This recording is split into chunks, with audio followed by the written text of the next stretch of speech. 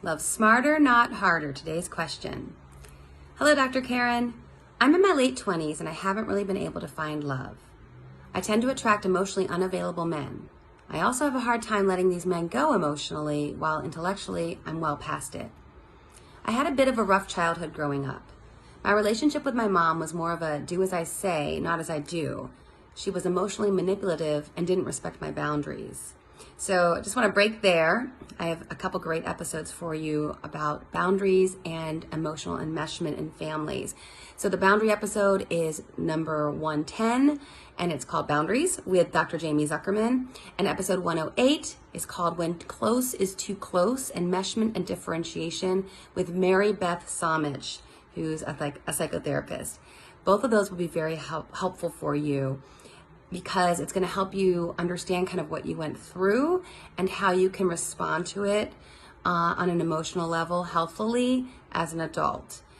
She goes on to say, when my parents separated briefly at age 5, my dad left the home for a brief period and then came back when they were able to patch things up.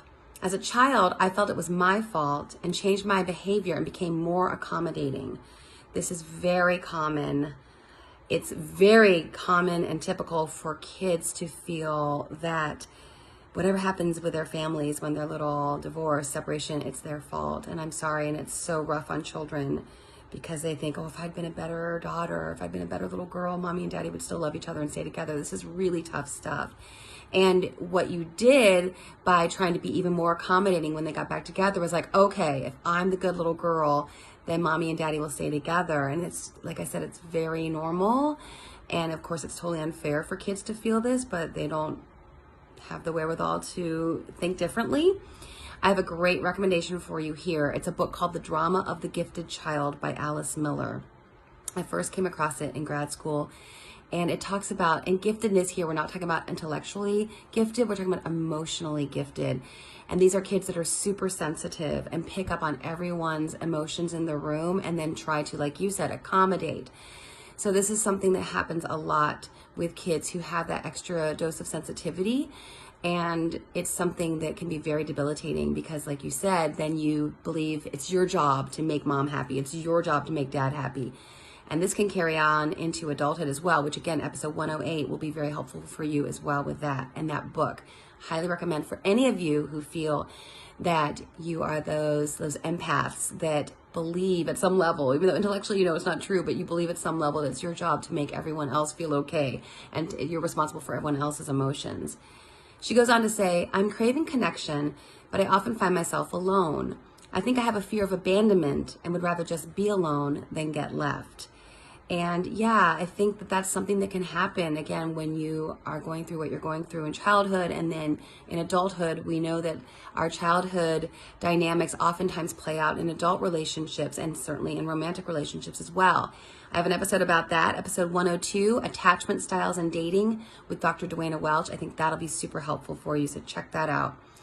And then she ends with, do you have any words of wisdom to help me move forward in a healthy way? I would love to get unstuck for this. So yes, all of those episodes will be very helpful. Dr. Welch's books, Love Factually, she's got several of them. The main one is called Love Factually, and it's about dating and the science of dating. That's episode 92. That would also be helpful. My episode with Ken Page, LCSW, Deeper Dating, would be very helpful. It's just how it helps you take a deep dive into your own emotional well-being, your own sense of self, and to make sure that you are strong and solid within so that you can approach the dating scene with confidence and looking for someone who is going to honor and cherish your core gifts. That's called Deeper Dating. I think it's episode 67. That'll be super helpful for you. That book is fantastic too, also called Deeper Dating by Ken Page. And I want to end with, you're in your late 20s, and I know it's frustrating when we are at a certain stage of our life and we kind of anticipated we'd have different things going on. We thought we'd have the husband and the kids, or at least a long-term relationship at this point.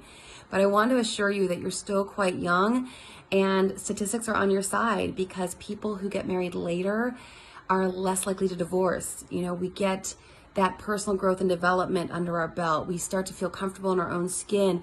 We are stronger independently alone, which makes us more likely to attract a strong, emotionally healthy partner. We're not approaching dating from a place of, I need someone to complete me or feel better about myself.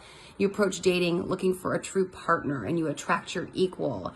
As one of the women who's in my community just shared that with me, and I asked her if I could post that. It was a recent post, and it's something that I think is really important. I want to let you know you may feel like you're behind, but you're really not. And to try to look at this as a good thing, that you're doing your work, your intrapersonal work within, so that you can approach the dating scene from a place of health and wholeness and being healed. So I hope that helps.